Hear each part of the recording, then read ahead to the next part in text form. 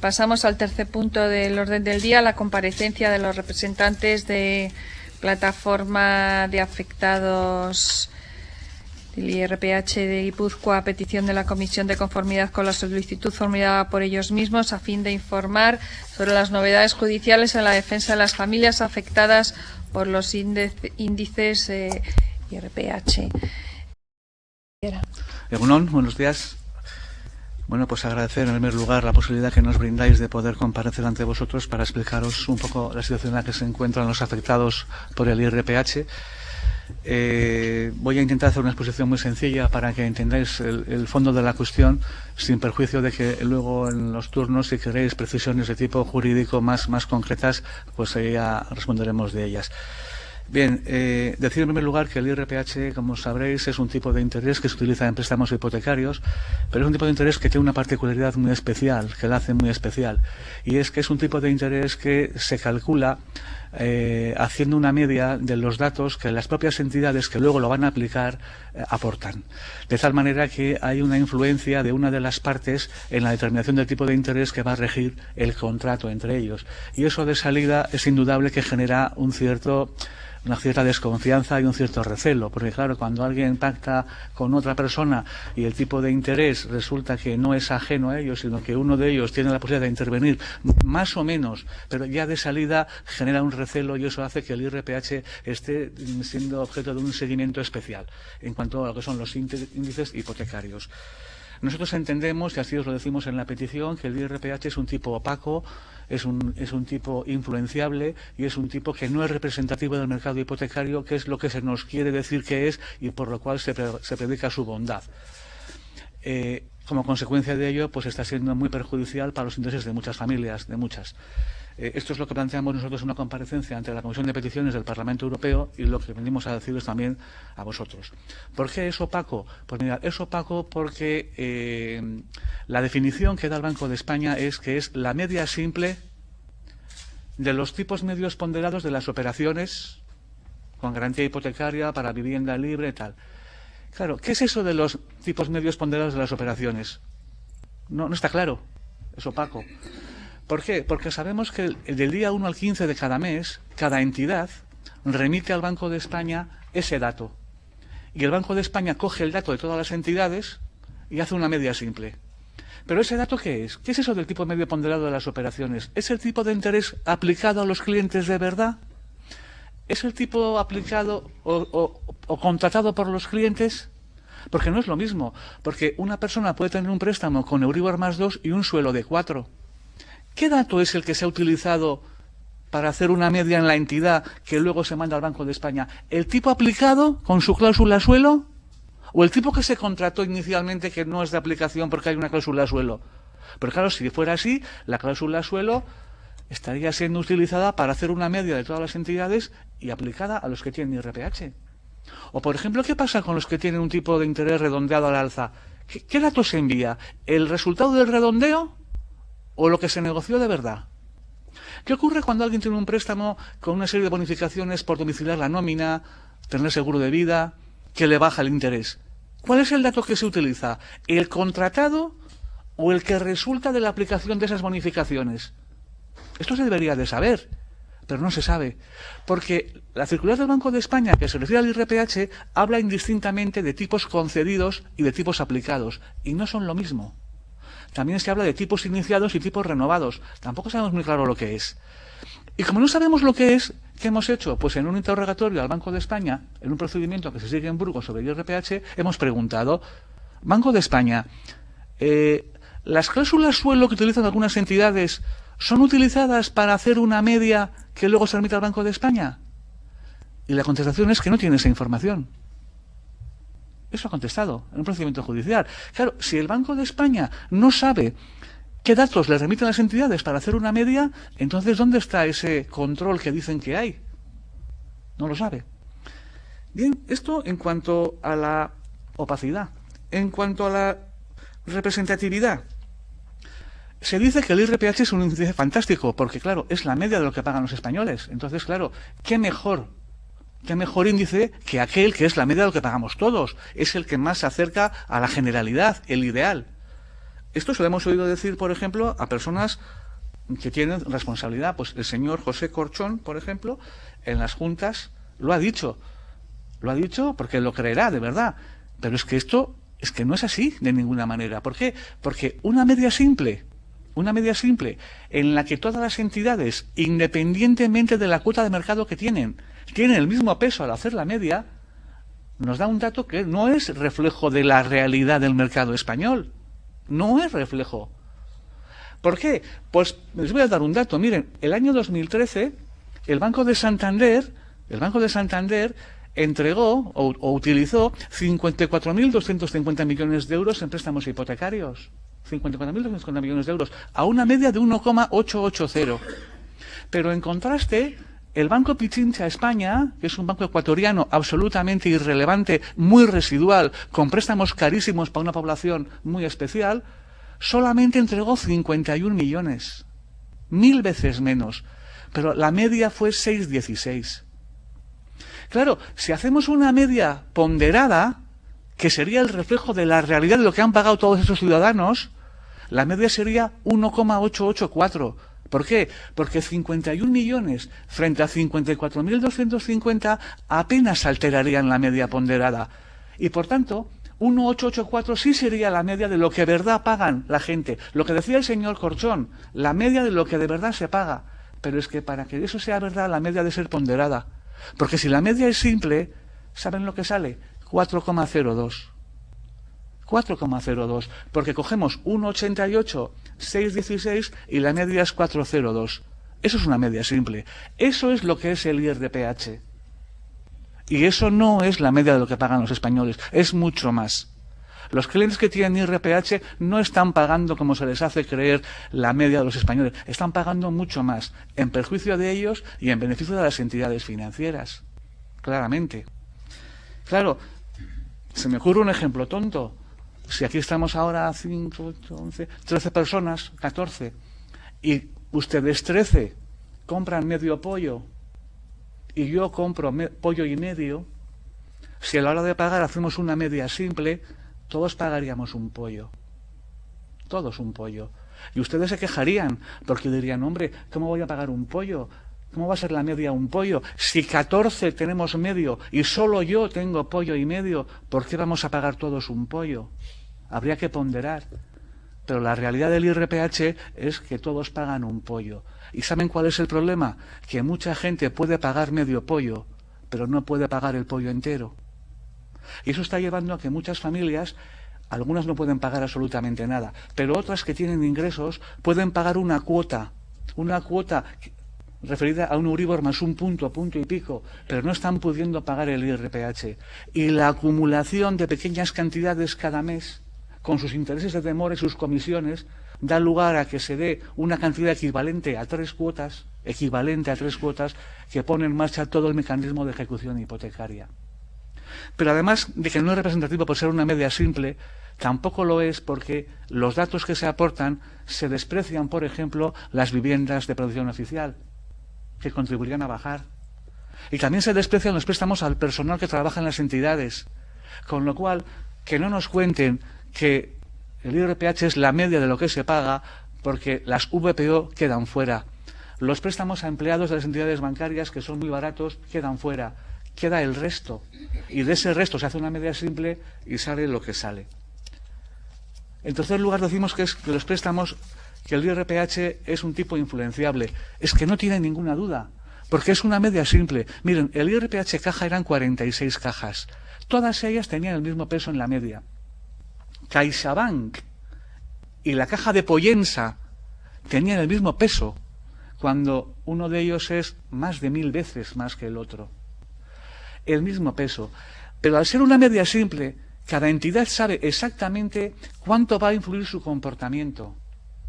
Porque sabe que por cada punto que suba el mes que viene a sus nuevos clientes, tanto en comisiones como en diferenciales, el IRPH va a subir 0,0217, porque es la 46ª parte.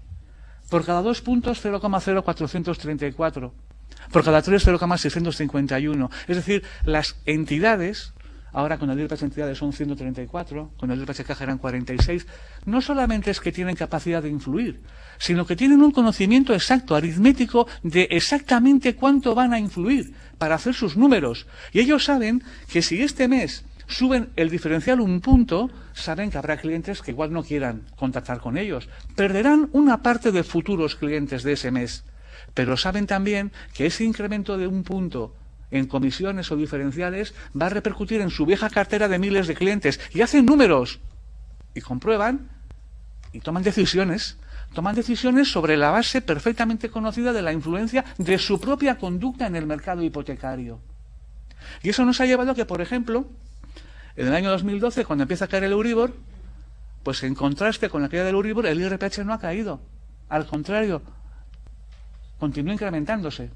¿Por qué? Porque la caída de tipo del Euribor se compensaba con que a los nuevos clientes se les encarecía la comisión de apertura o se les encarecían los diferenciales, de tal manera que las entidades con estos encarecimientos podían compensar las caídas del Euribor y mantener el IRPH estable. Claro, a eso es a lo que ellos llaman equilibrio financiero. Pero claro, ese equilibrio financiero no cae del cielo. Ese equilibrio financiero cae de esa posibilidad que tienen ellos de que subiendo sus diferenciales poder mantener el IRPH en la cifra que quieran. Y eso es lo que entendemos nosotros que es influenciabilidad.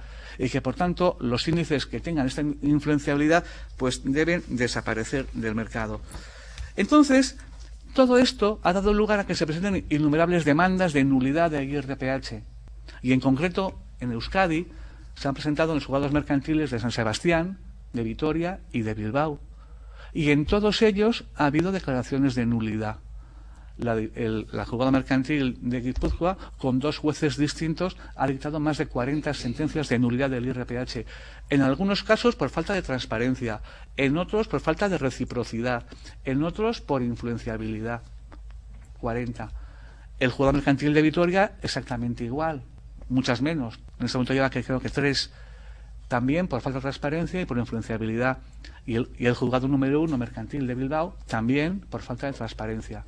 Por tanto, hay un movimiento jurídico, judicial, de declaración de nulidad.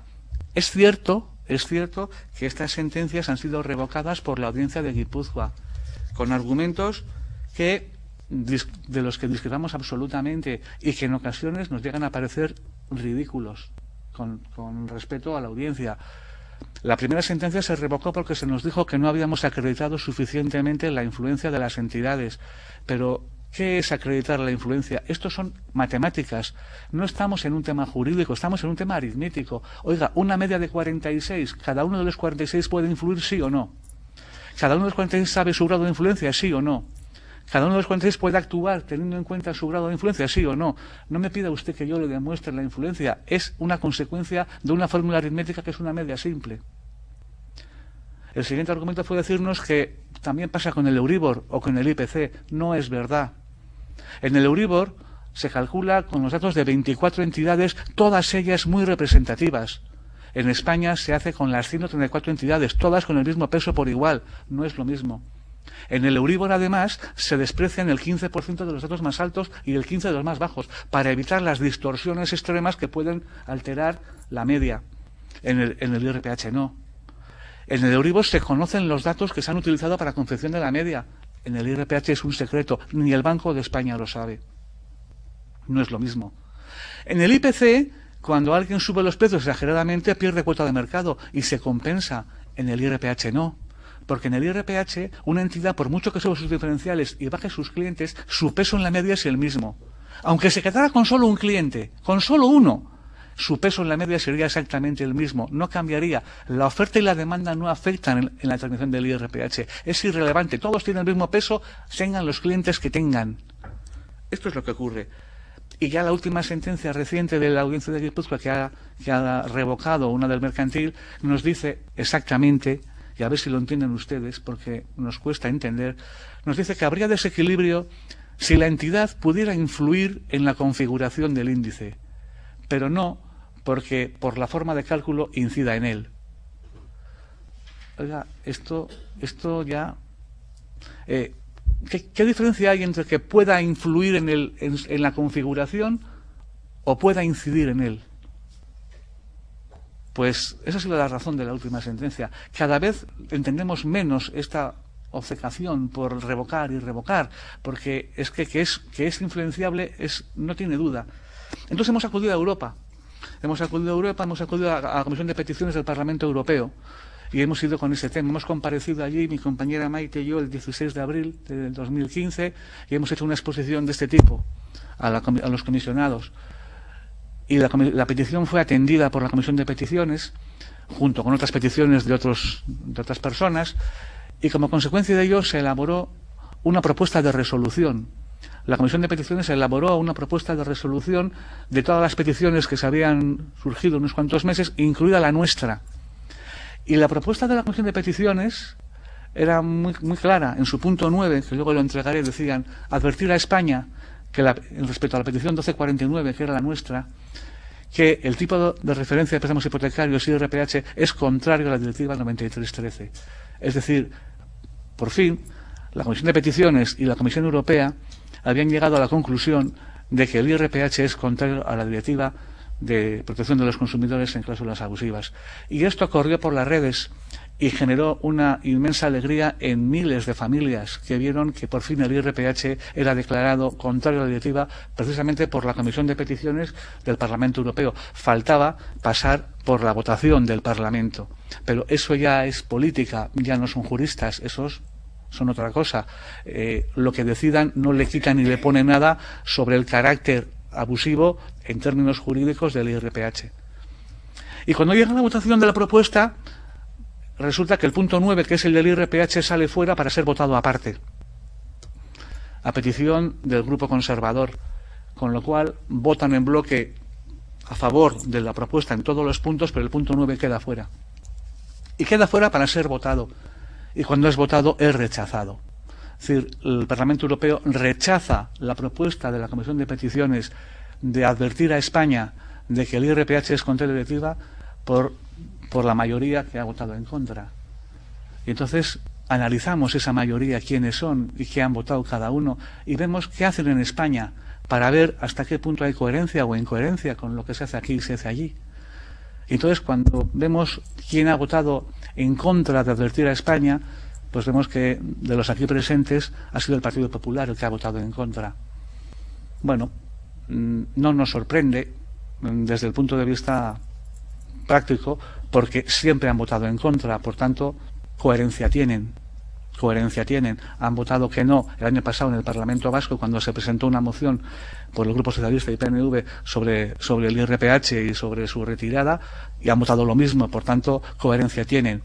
Sensibilidad, yo creo que no, porque en temas de abusos bancarios, todos los cambios legislativos, y podemos hablar luego de ello, que se han producido en los últimos años, no han favorecido a las familias, o les han favorecido mínimamente por exigencia del Tribunal de Justicia de la Unión Europea, pero siempre de manera mínima y cicatera.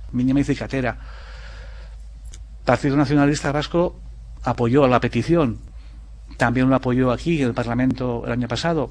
Pues hay coherencia y entiendo que sensibilidad y un cierto cambio respecto a otros posicionamientos que ha tenido con el IRPH, y lo cual nos alegra mucho. Bildu apoyó en Bruselas, apoyó aquí siempre, nos apoya siempre, coherencia, sensibilidad. UPyD nos apoyó aquí, nos apoyó allí. No tenemos una gran relación con ellos porque tampoco tienen representación en Guipúzcoa, pero lo cierto es que siempre que hemos acudido, siempre nos han apoyado.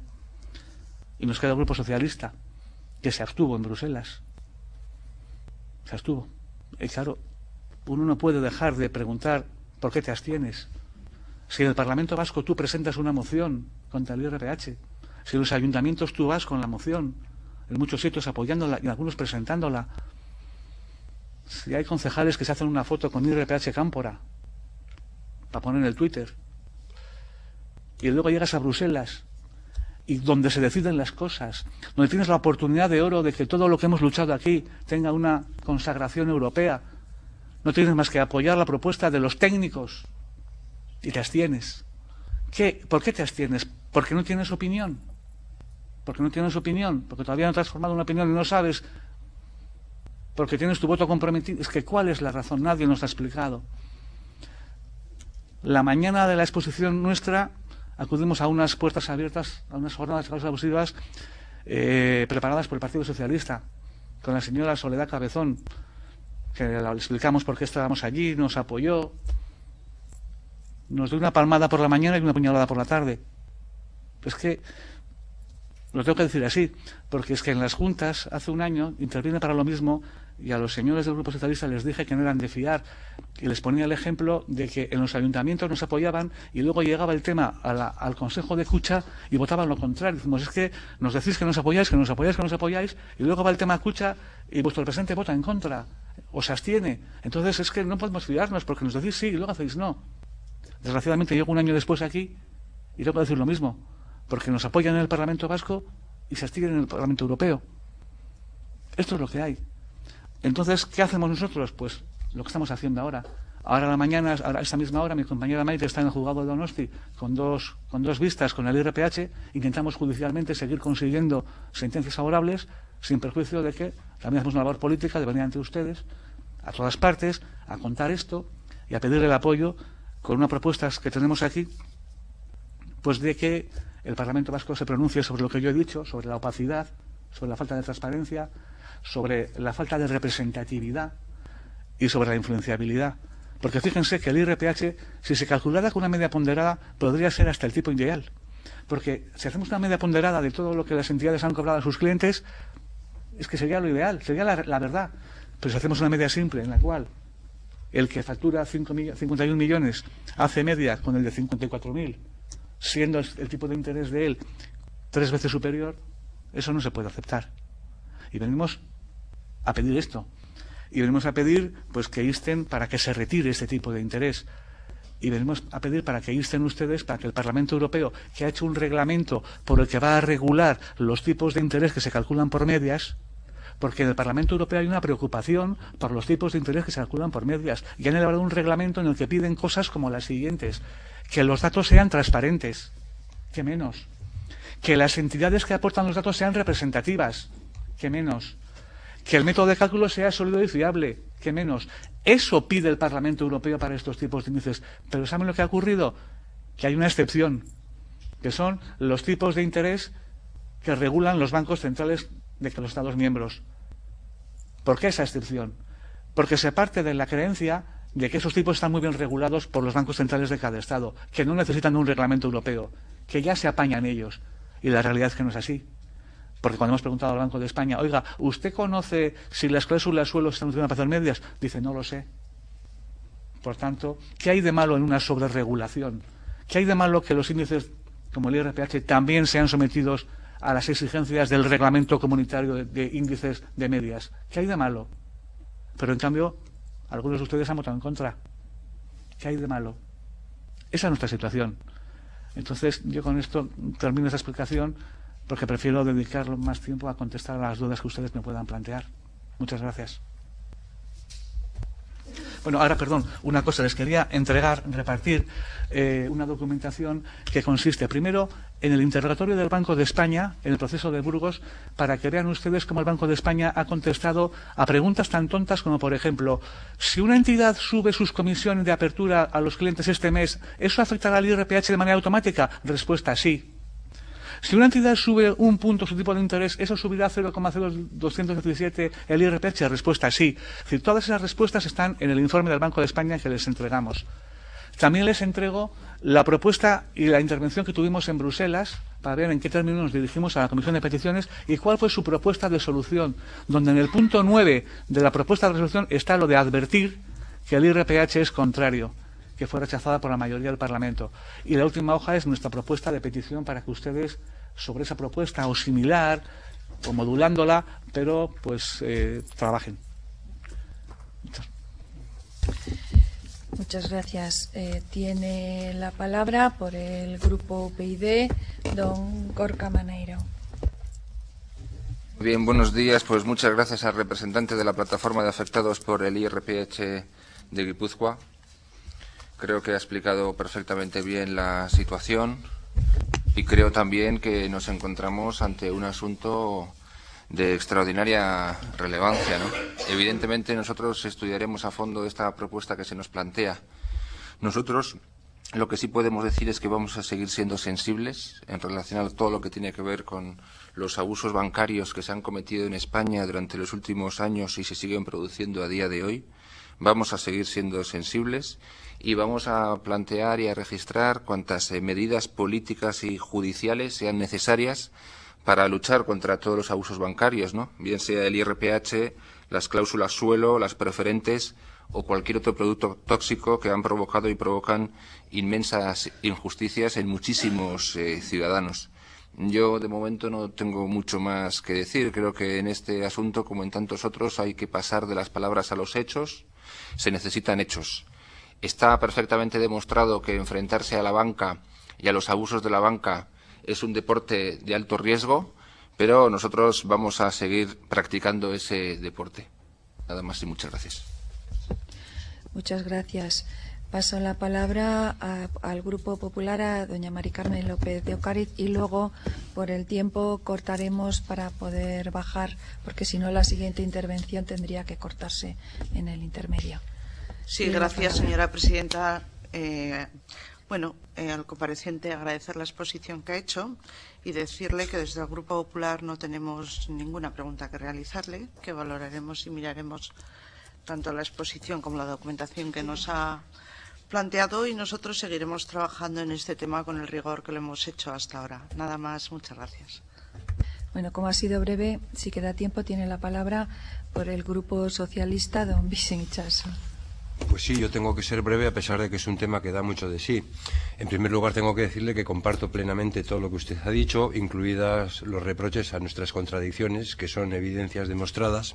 Lo que pasa es que eso me deja a mí en una posición incómoda porque, puesto que usted ha afirmado que no somos de fiar, difícilmente yo puedo hacer un esfuerzo dialéctico para tratar de convencerle, puesto que esa es su posición de base. Por lo tanto, no tengo nada que plantear, visto cuál es, y además fundadamente, su posición al respecto. Quiero decirle que, de todas maneras, la política presenta planos muy diferentes, ¿verdad? Quizás por eso a usted le pueda asombrar que en determinados estamentos haya pronunciamientos de una naturaleza y en otros de otra. Yo no puedo justificar eso bajo ningún concepto, pero son realidades que en el mundo dan lugar a estas contradicciones. Es decir, la política se plantea en diferentes niveles, en diferentes estados. Verá, España es un país que se consagró por un género literario que se llamaba la picaresca. La picaresca suponía que los protagonistas eran gentes de bajo rango social. Hoy en día la picaresca la ejercen personas de rangos importantes socialmente. Es decir, esto ha ido mutando, ¿verdad? Entonces, en la política ocurre que los estamentos, digamos, de la militancia, en fin, por lo menos en los partidos de izquierda, son los que conectan con realidades de este tipo, con las injusticias sociales, en fin, con todo este tipo de cosas y, por supuesto, son más sensibles a todas estas cuestiones. Sin embargo, aguas arriba, la política adquiere otros contornos, adquiere otros planteamientos más cortesanos o versallescos y entonces allí se cuecen otras cosas. Yo no le puedo a usted explicar por qué se produce ese diferencial. Simplemente decirle que comparto todo lo que usted dice, que en todo caso preguntarle sobre una cuestión que es también, en fin, bastante simple. ¿En Europa, fuera de España, se utiliza el IRPH? Esta sería la pregunta, nada más. Muchas gracias, señor Itxaso. Luego, cuando terminen todos, y cortamos para el paro que hay ahora mismo de 5 minutos. Reanudamos. Tiene la palabra por el Grupo EH Bildu, doña Marian Beitialarrangoitia. Bai, mila esker, mahaiburu andrea, eta mila esker Jose Maria Erauskini eman dituen argibideengatik. Guk egia esan lehen egunetik egin dugu bat IRPH indizeak kaleratzearen edo kentzearen eskariarekin, eta horrek zekarren egoera onartezinaren salaketarekin, eta egia esan gaur entzun dugunetako gauza asko ja entzuna genituen, gai hau parlamentu honetan egon denetan dagoeneko IRPH zertzen azaldu izan zaigulako, baina posible baldin bada, esan genezake gaur argudio gehiago eman dizkiguzula, eta nik bereziki berriak diren puntu hoietan zentratu nahi nuke nire galderetan. Bueno, batetik nabarmen geratu zaiguna da, iazko azaroaren batean arazoa konpondu zela sinisterazi nahi zigutela batzuk, baina biztan dela oraindik ez dela arazo hau desagertu eta honen ordezko indizerik ez zuten maileguen kasuan IRPH entidades aplikatzen zaienez, oraindik ere arazo baten aurrean gaudela. Eta bestetik, ahaztu ezin duguna da azken urteotan tokatu dena, baino gehiago ordaindu behar izan duten guztiek pairatu behar izan duten hori, dirua itzuliez, eta izan duten egoera hori. Eta uste dugu bigarren hau ez dela garrantzia gutxiagoko kontua, kasurik onenean etxea galdu ez dutenek dirua norabait ere badutelako eta ordaindu ahal izan dutelako, baina badaude beste asko etxea galdu dutenak, lehen Erauzkin jaunak berak esan duen bezala, eta pagatu zezakeeten logikoa zen zerbait, baina ilogikoa bilakatu dena horrek etxea galtzerainoko baldintza batzuk sufritzera eraman ditu, eta konponbiderik eman etzaionez, idozeinek irudika dezake, gogoan gaizki ezpadut bere garaian esaten zen, bazegoela hainbat kasu hilean 300 euro gehiago ere ordaindu behar izaten zuena bere maileguan horren ondorioz, beraz ez dut uste mauka denik eta ez dut uste kantitate txikia denik hori. Errealidade hori hor dagoela ikusita, hemendik aurrera konpondu ez denez, eta konpontzeko badagoenez, zer konpondua badagoenez, nundi jo litzateke kezka nagusia, ez? Gaur ekarri duzun informazioak ulertzen dugu indartu egin duela hasieratik IRPH plataformatik egiten zenuten borroka, eta agerian utzi duena bereziki beti entzun izan dizueguna, alegia indize guztiz manipulagarria zela. Ondo ulertu baldin badut, bukaeran esan duzu, estatu mailako indizei ez zitzaien aplikatzen Europako araudia uste zelako gauzak ondo egiten zirela, eta estatu mailako indizeak zirelako. Baina Espainiako bankuak zuen galderei eman dien erantzunak uste dut beste zerbait utzi duela agerian. Eta hortik dator nire galderetako bat. Bidea orduan zein da? Epaitegietako joan etorriak aipatu dituzu, Espainiako bankuaren erantzun hau epaiketa batean eman da, beste kasu batzutan etzen ezagutzen erantzun hori, orain pentsatu nahi dut erabil daitekeela, baina tira, momentu gertatu denean gertatu da erantzun hori ere. Gakoa nun dago? Europan dago? Berriro ere Europak esan behar dio estatu espainolari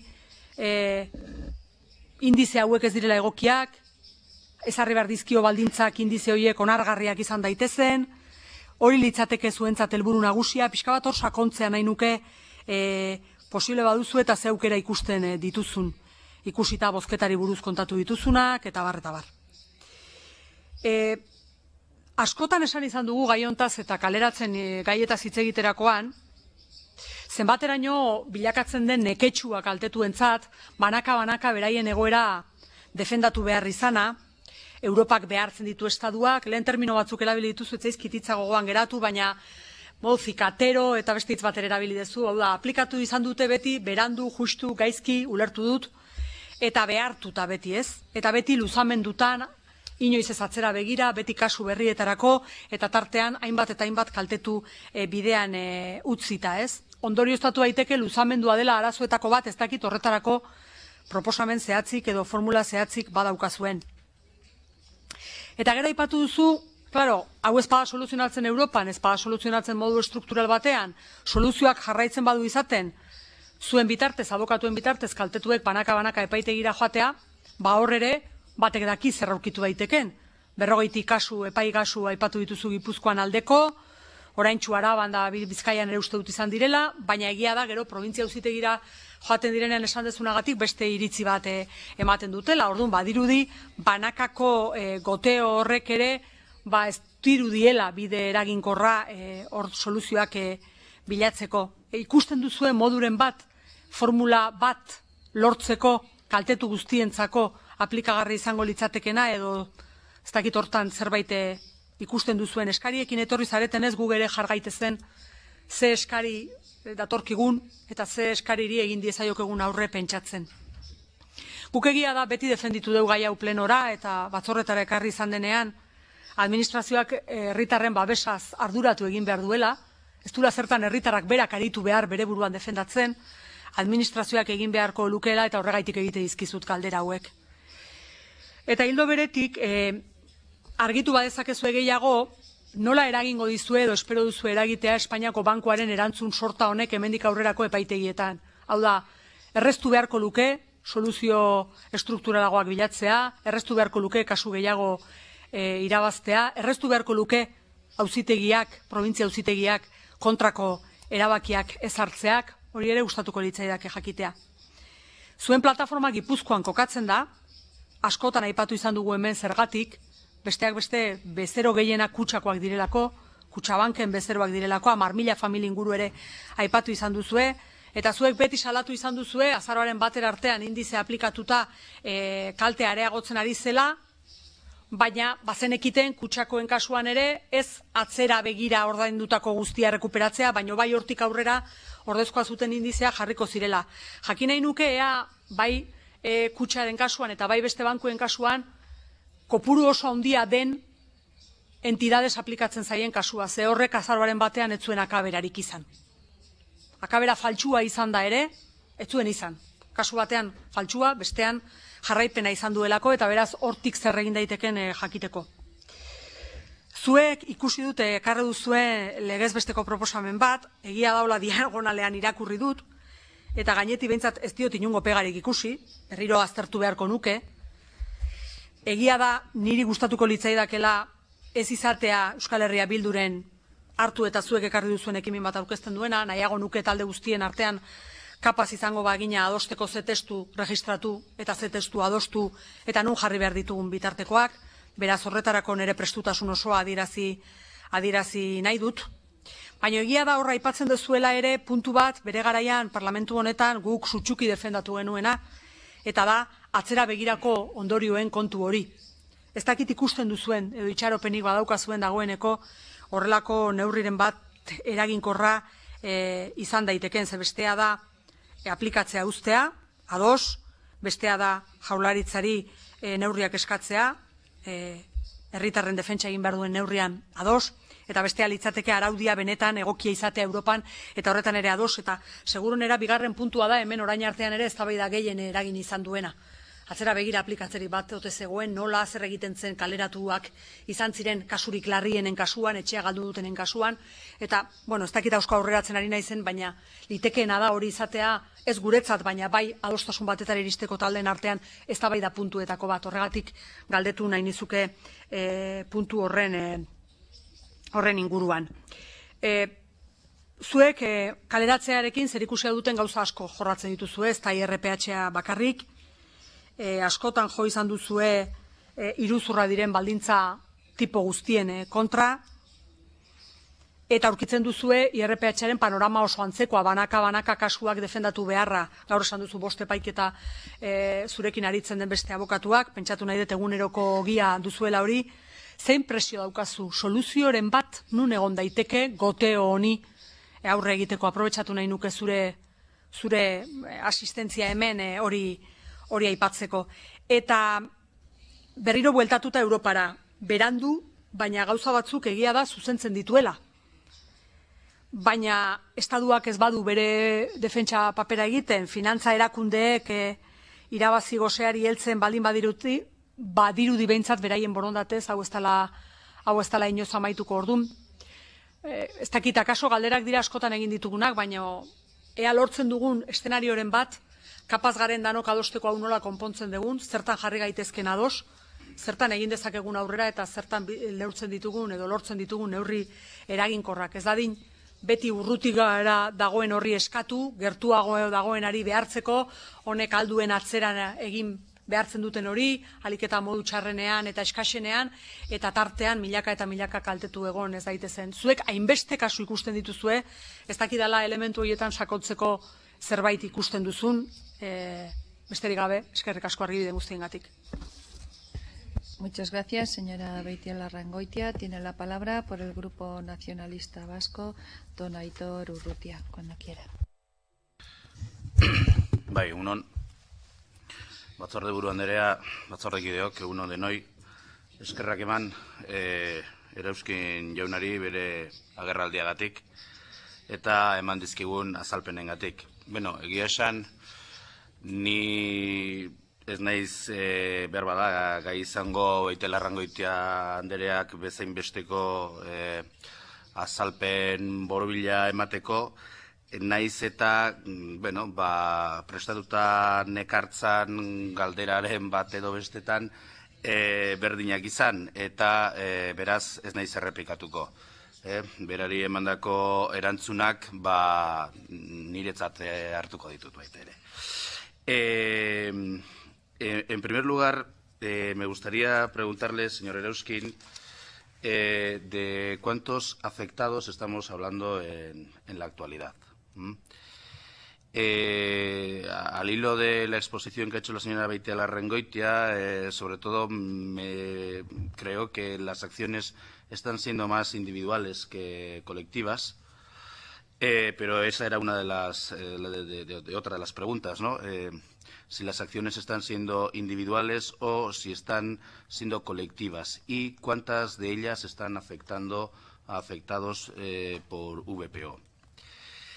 Del escrito que presentaron como solicitud de comparecencia, probablemente la cosa que más me llamó la atención era que estuviera vigente el IRPH entidades. Era una cosa que yo, Beitialarrangoitia andereak esan du, yo personalmente consideraba que estaba superada. Entonces, sí que me gustaría saber cuántos casos son y qué entidades las están aplicando. Por lo demás, bueno, coincido bastante con bastantes cosas de las que se han dicho y no me voy a repetir. Eskerrak eman berriro, batez ere ekarri diguzun agiriagatik, eta ezin dut besterik esan, xehetasunez aztertuko dugula, eta aurrerantzean ere izango dugula hitz egiteko aukera. Eskerrik asko. Muchas gracias, señor Urrutia. Tiene de nuevo la palabra el compareciente, don José María Erauzkin, cuando quiera. Muy bien.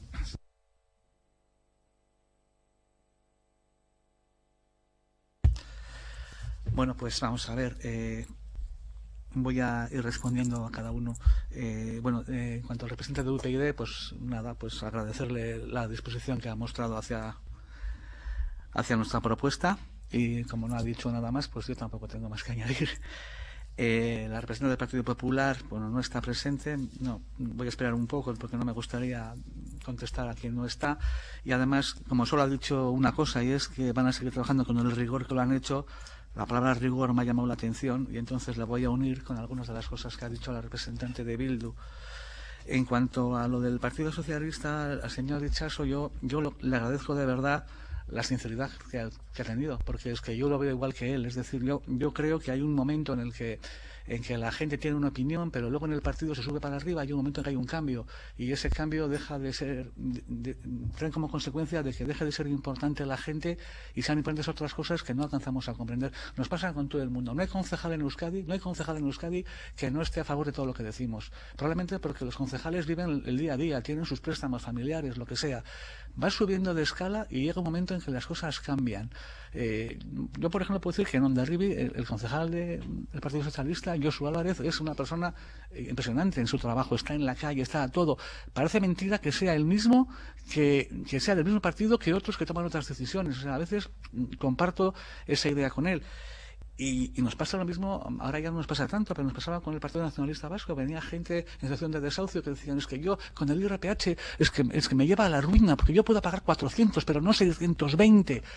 Y decías a veces, chica, pues igual no tienes que venir aquí, igual tienes que ir al Bachoqui, porque claro, en el Consejo de Escucha los que están manteniendo son los que lo mantienen. Entonces, igual tienes que pedirle a la gente a la que votas, contarle tus inquietudes, tus problemas, a ver si ellos te lo pueden arreglar, porque la solución está más en manos de ella que en manos nuestras, ¿no? Eso nos ha ocurrido, es decir, que hay un distanciamiento entre unos y otros, nosotros lo vemos claro.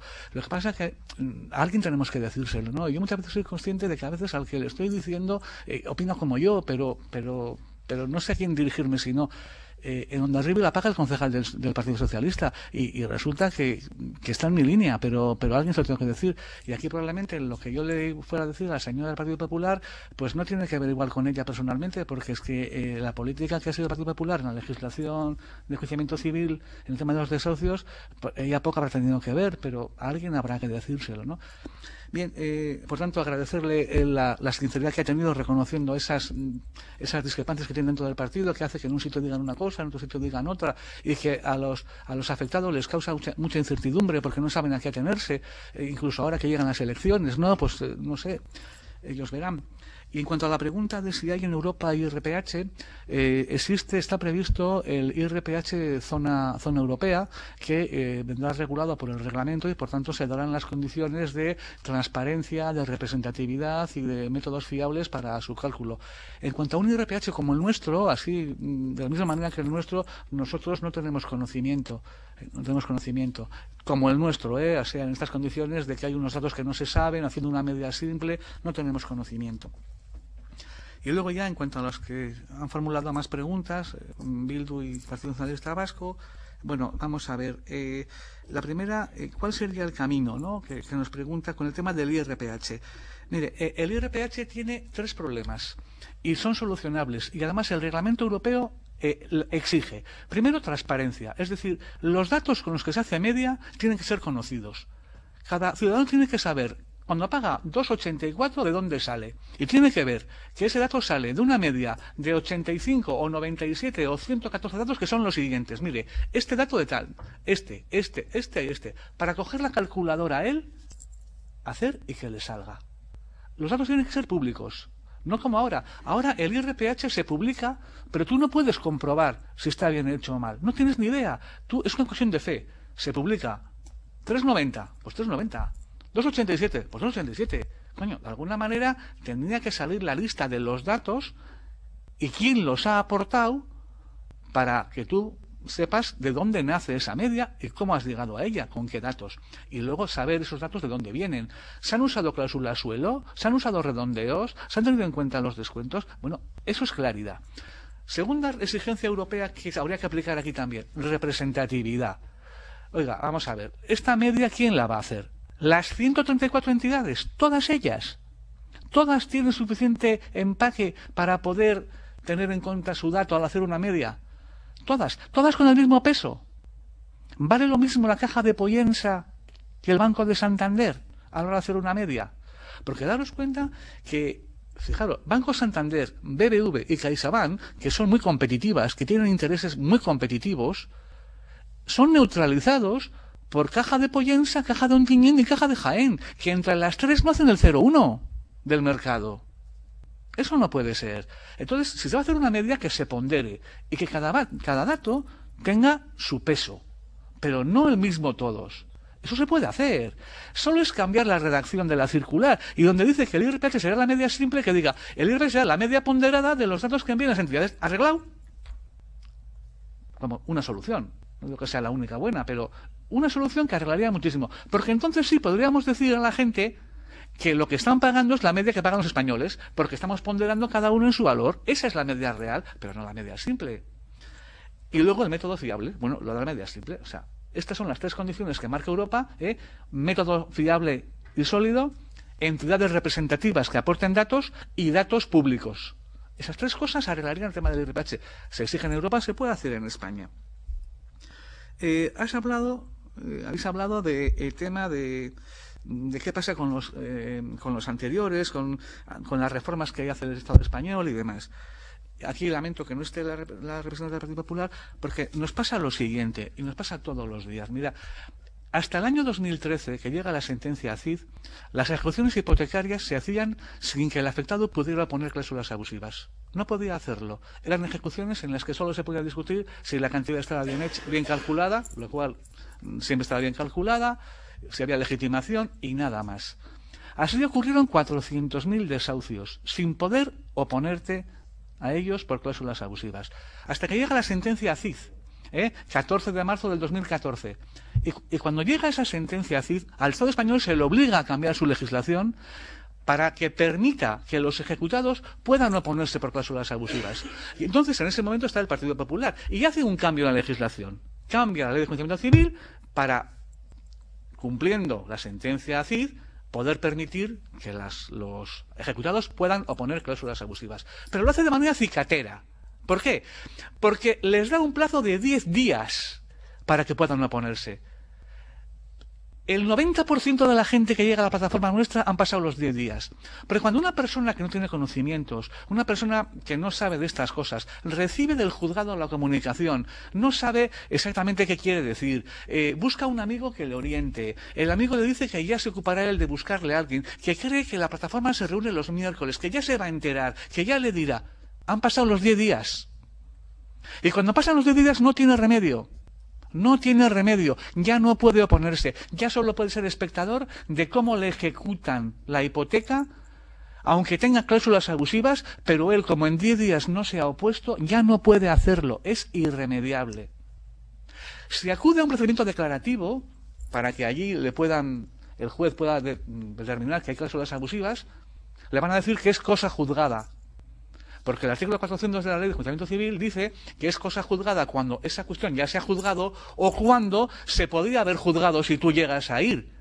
¿Qué pasa? Que esta gente se encuentra que como no se personó en la ejecución, no se opuso, ahí ya le ha vencido el plazo y además no puede ir a un procedimiento declarativo porque es cosa juzgada, porque habiendo podido ir, no fue. Eso es cosa de ellos. Podrían cambiar la ley para decir que una cosa no excluye la otra, pero es que una excluye la otra. Responsabilidad de ellos, que no me hablen de rigor. ¿Qué pasa? Que el 90% de la gente no se opone a la ejecución, no se opone. Pero es que además la ejecución tiene unas costas judiciales que ahora se han modificado, pero que hasta hace poco eran de tal calibre, casi alcanzaban el 30% del valor de la ejecución, con lo cual la gente tenía que pensarse si le merecía la pena oponerse, porque en una ejecución de 300.000 euros podría haber 70.000 de costas. Entonces las costas eran disuasorias para poder defender tu vivienda, porque decías, casi prefiero entregar la llave, porque es que si me opongo por cláusulas abusivas y me desestiman, es que además engroso en 70.000 euros mi deuda. Eso habría que cambiar. No puede haber costas judiciales para la desestimación de una oposición a la ejecución hipotecaria. Cuando alguien va a perder la casa y se opone, no le castigues con 70.000 euros si no le das la razón.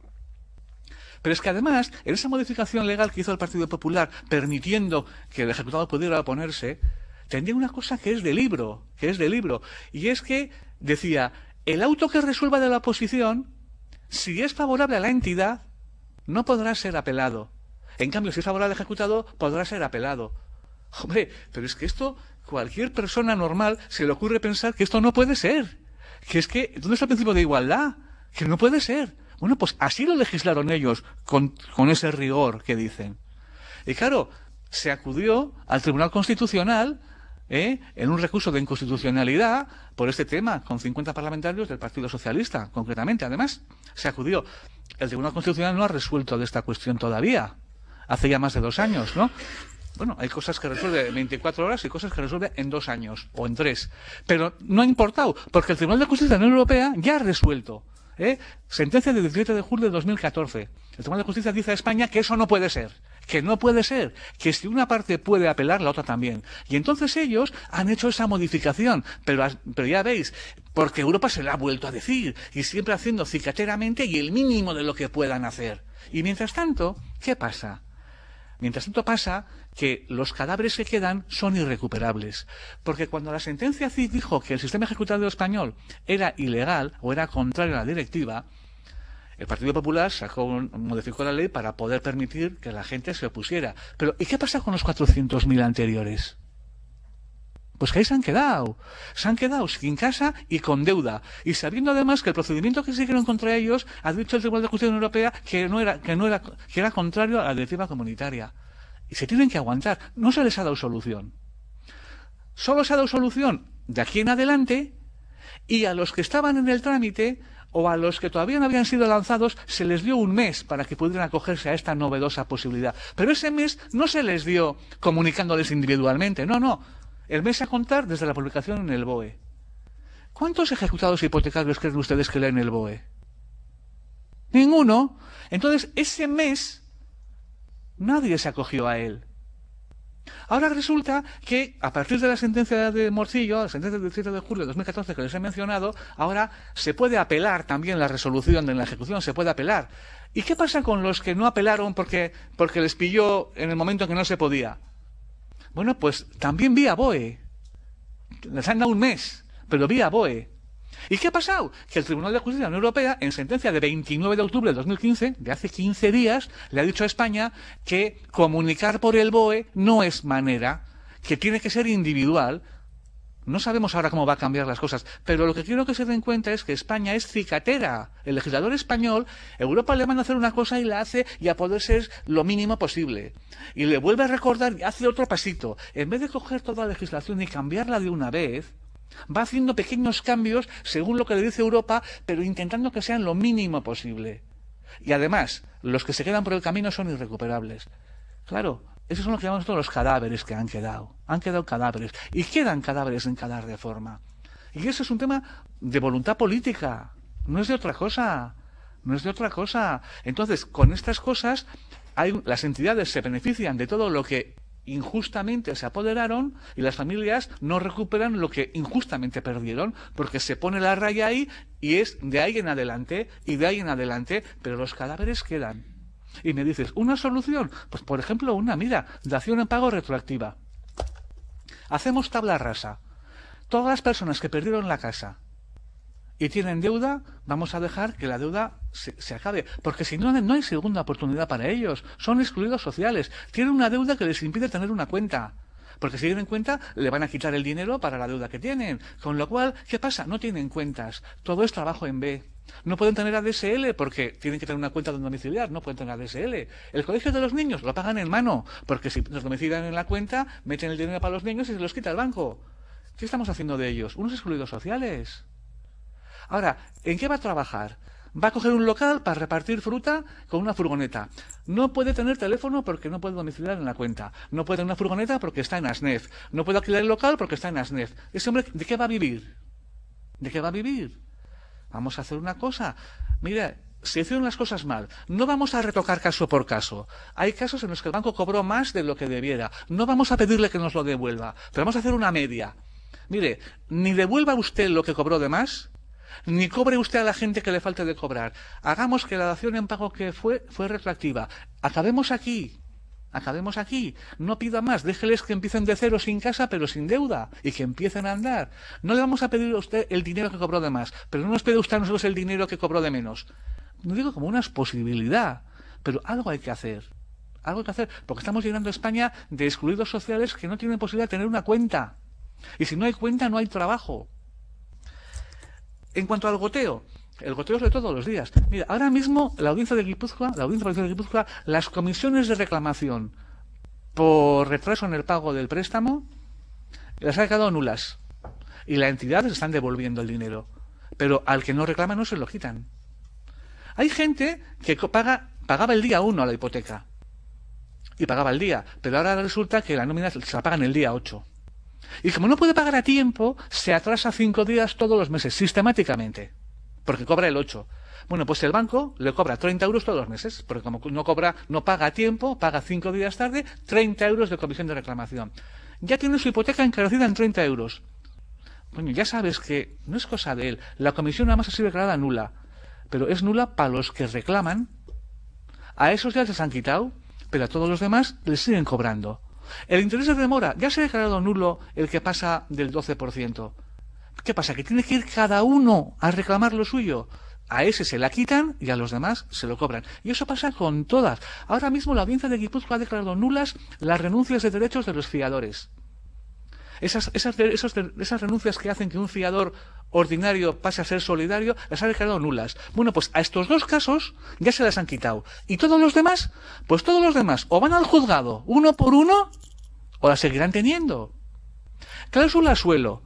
Son infinidad las demandas de nulidad de cláusula suelo que son declaradas nulas. Pero al que no reclama se las siguen aplicando. Entonces, claro, el goteo obliga a que cada uno tenga que ganarse su razón, pero hay gente que no tiene medios o no tiene conocimiento y se la comen, a no ser que haya plataformas como la nuestra que lo hacen gratis. Y hemos presentado 70 demandas de cláusula suelo pues para aceptar gratis, sin cobrarles, Si no, se la comen. No hay otra. Ha salido a relucir la Kutxa. Entonces yo quiero decir de Kutxa que, como se ha nombrado personalmente Kutxa, que en este momento nosotros no tenemos apenas problemas con Kutxabank, los hemos tenido muy serios muchas veces. Entonces quiero decir, igual que en su día decíamos que Kutxabank teníamos problemas y demás, en este momento apenas tenemos desahucios, nosotros no tenemos creo que ninguno, y en este momento tenemos un cauce de diálogo para cualquier situación. De manera que se buscan soluciones a todas las situaciones. Entonces, igual que en su momento censurábamos su comportamiento porque verdaderamente era cruel en muchas ocasiones, pues en este momento hay un cambio de línea y con la misma sinceridad que decíamos aquello, decimos esto. En este momento hay un cambio de línea, en este momento hay soluciones, se buscan y estamos en un momento de muy buen feeling. Más cosas. La retroactividad. Bueno, pues lo difícil de la retroactividad del IRPH es saber luego respecto de qué. Es decir, es gente que ha pagado de más, no tiene duda. Pero para devolverle, claro, habría que devolverle respecto a qué tipo de interés que debió de haber pagado. Ahí es donde habría la duda. ¿Se le devuelve respecto de qué? Respecto del índice sustitutivo que tenía en el préstamo, que era Euribor más 1. Respecto a lo que hubiera significado una media ponderada. Bueno, habría que ver, pero por lo menos estudiar la posibilidad de que un índice de este tipo, que se le vendió como que era la media que pagaban los españoles cuando no lo era, necesita que se le devuelva. ¿Respecto de qué? Pues habrá que verlo. No sé, es un tema de hablar entre todos, ¿no? Y yo creo que ya he contestado yo casi todo. Bueno, me han preguntado el número de afectados. Afectados por el IRPH hay 1.300.000 en España. Lo que pasa es que muchos, al desaparecer el IRPH cajas y el IRPH bancos, que esos han desaparecido y ha quedado en entidades, los que tenían cajas les ha quedado por ley, también del Partido Popular, con su rigor, les ha quedado por ley el último que pagaron como fijo. De manera que el último IRPH cajas, que estaba calculado de esta manera, les queda fijo para el resto de años que tienen de contrato. En muchos casos. Entonces, bueno, es lo que está pasando. En realidad les han puesto el IRPH entidades más un diferencial que equivalía a lo que antes era el cajas. Y en otros, por contrato, tienen el último como fijo. Hay varias posibilidades. Así que luego te lo explico mejor. En la legislación del Partido Popular lo que dicen es, desaparecido el cajas y el bancos, será el entidades con un diferencial que iguale lo que fue el último valor del cajas. Es decir, viene a ser esto como dejar fijo lo que pagaban antes. Y luego el último que era... No, ya está, yo creo que he contestado a todas las que me habéis hecho. Vale. Pues pasamos al turno de réplica por parte del grupo PID. Tiene la Únicamente palabra... para darle las gracias por su trabajo y por su clarividencia a la hora de explicar todos estos asuntos. Gracias. Muchas gracias. Por parte del Grupo Socialista tiene la palabra don Vicente Itxaso. Bueno, pues igualmente, darle las gracias por todas las explicaciones. Animarles a seguir en el combate por todas estas injusticias y desearles éxito en sus desempeños y en todo caso decirle que como representante del Partido Socialista y recordando a Gabriel Celaya en la poesía es un arma cargada del futuro, hay que tomar partido hasta mancharse. Nada más y muchas gracias. Muchas gracias, señor Itxaso. Por parte del Grupo EH Bildu tiene la palabra doña Marian Beitialarrangoitia. Para agradecerle a José María Erauskin las explicaciones que ha dado, y yo en el último punto sí me gustaría que incidieras más, porque has dicho cuántos eran los afectados por el IRPH, que es verdad que desde que desaparece la de cajas y bancos el número es sustancialmente baja, por mucho que todo lo que pasó anteriormente no se solucione con eso, y el problema realmente con Kutxa era precisamente que alargaba el plazo hasta el 1 de noviembre del año pasado para intentar sacarle el mayor rédito posible a la situación, y a partir de ahí para muchos no con carácter retroactivo, pero sí de cara a futuro cambiaba, porque tenían un índice que lo sustituía, que era el Euribor más 1 en la mayoría de los casos. Pero claro, has mencionado que hay otros muchos a los que eso yo lo desconocía, a los que lo que se les aplica es entidades con un variable que equivalga más o menos al último de cajas que tenían, ¿no? Y ese además ya se les quede fijo en el tiempo que les queda el crédito, haga la variedad que haga el índice correspondiente y pase lo que pase con los créditos. Quiero saber si te he entendido eso bien. Quiero saber si te he entendido eso bien, y si no, que me lo expliques. Sí. Y me gustaría saber si tenéis aproximadamente un cálculo de ese 1.300.000 afectados, ahora con la aplicación de las entidades, que es el que sigue en vigor. ¿De qué volumen de familias podríamos estar hablando La bajada puede ser sustancial, pero bueno, aproximadamente, si podríais saber. Y entiendo, me alegro que haya una disponibilidad mayor de entidades que antes no tenían disponibilidad a hablar, a buscar soluciones para que las familias no se queden sin viviendas. Pero otra de las preguntas que te hacíamos, yo creo que la hacíamos los dos además, es no solo en el caso de Kutxa, sino entidades el IRPH, entidades bancarias, valga la redundancia, la están aplicando hoy en día. Si son todas, si es de forma masiva, si hay unas que más que otras, o si hay una tendencia por parte de algunos de sustituirlo por otro índice o bien porque antes en los créditos que se habían firmado ya aparecía el índice sustitutivo, o bien porque han decidido cambiar de política y dejar una cosa que parece que es tan conflictiva por otra cuestión, ¿no? Sí me gustaría, porque al final es la realidad de ahora. Tendremos que mirar cómo atajamos la de antes, tendremos que mirar cómo solucionamos el problema de mucha gente. Yo estoy de acuerdo en que no se puede dejar a la gente tirada porque vas respondiendo a las necesidades tarde o descompasado de su propia realidad personal, pero también la realidad que hay ahora creo que no es broma. Y del IRPH se hablaba mucho hasta el 1 de noviembre del año pasado, pensando que ahí acababa todo. Es clarísimo que no acababa todo, ni con carácter retroactivo ni con carácter futuro, y me parece que conocer bien cuál es la situación actual es importante. Y como creo que no te he pillado bien esa explicación, creo que si la vuelves a explicar te lo agradeceremos. Eskerrik asko. Muchas gracias. Por parte del Grupo Nacionalista Vasco tiene la palabra don Aitor Urrutia. Eskerrik asko batzordeburu andrea. Eskerrak eman berriro Eruskin jaunari.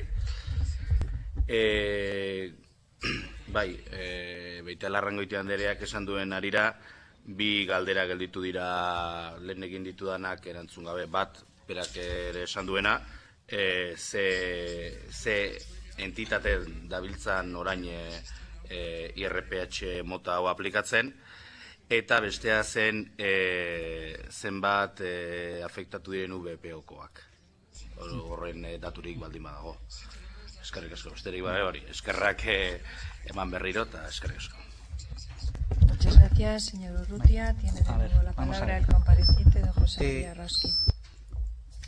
Vamos a ver. Mira, la orden ministerial 2899/2011 de transparencia y protección de clientes de servicios bancarios, esa orden ministerial, ya recoge como tipos de interés, elimina el IRPH cajas, ya no aparece, tampoco aparece el IRPH de bancos, pero se mantiene el entidades.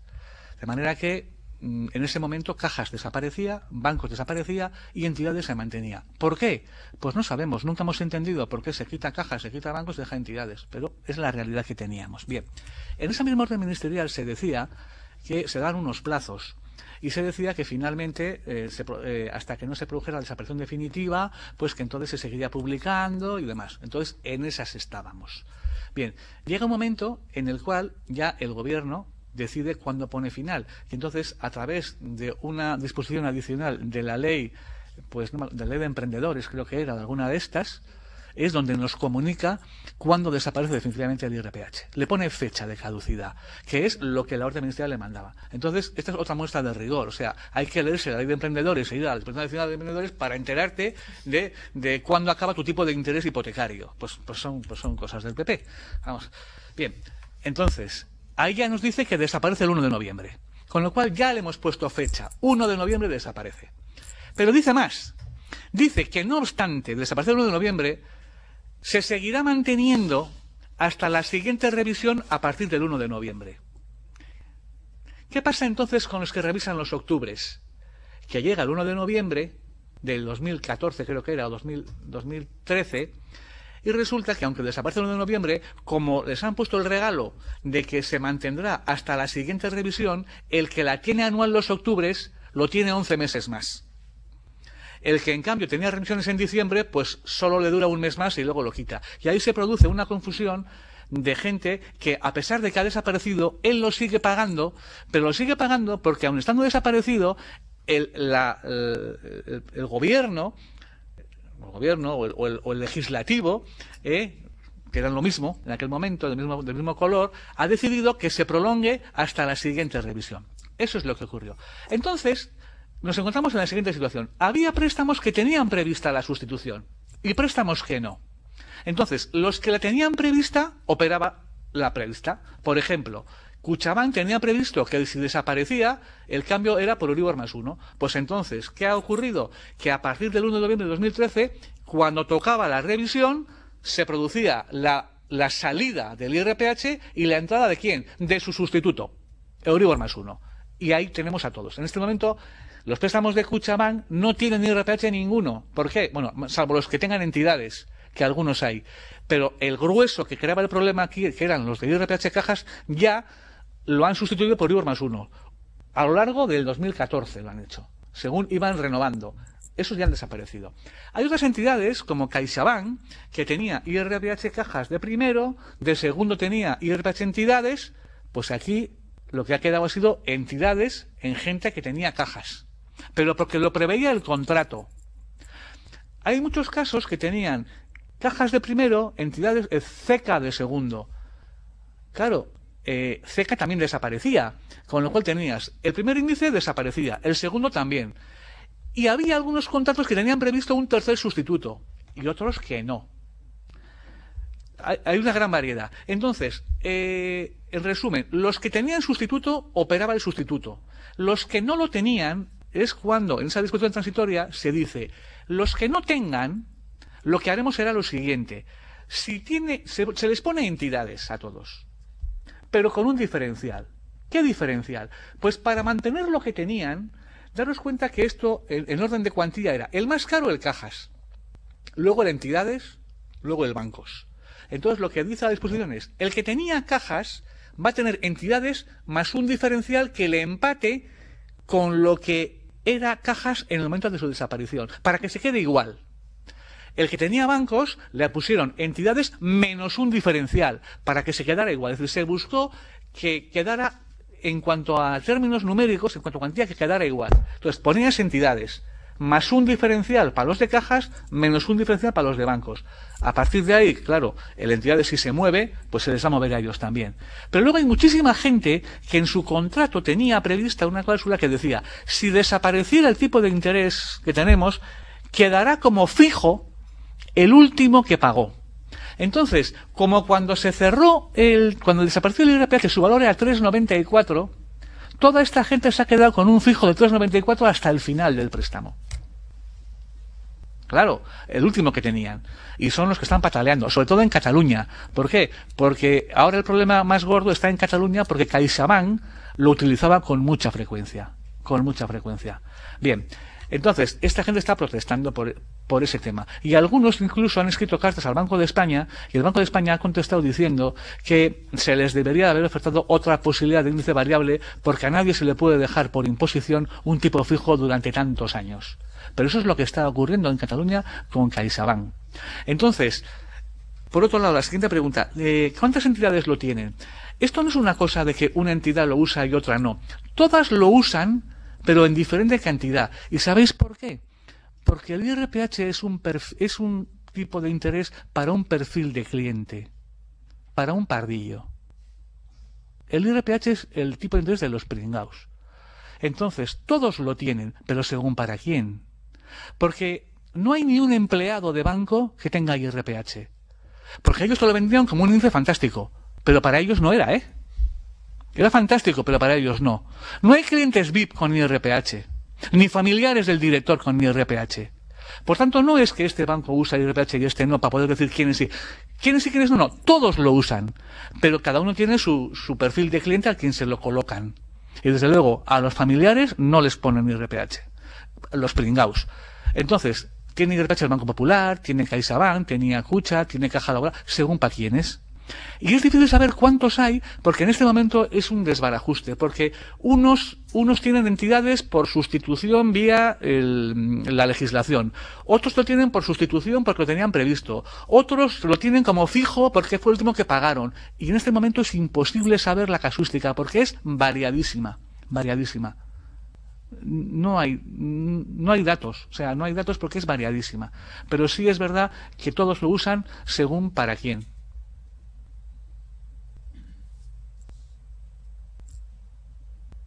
Nuestra idea sería que desapareciera, pero simplemente por una cuestión, es decir, no se puede admitir un tipo de interés en el cual una de las partes pueda influir. ¿Por qué? Porque causa recelo. Aunque luego sea honrado, pero de salida, ¿qué necesidad hay? Si hay otros. Pues vamos a usar un tipo de interés de un tercero, ni tú ni yo, y nos jugamos a la incertidumbre de un tercero, pero no a la incertidumbre de lo que tú hagas. Yo no me quiero arriesgar a la incertidumbre de lo que tú hagas. Un tercero. O una media ponderada, pero no una media simple. No sé. ¿Ahí? Pues hemos concluido la comparecencia y damos las gracias a don José María Raskin por todas sus extensas explicaciones en esta comisión. Muchas gracias. Y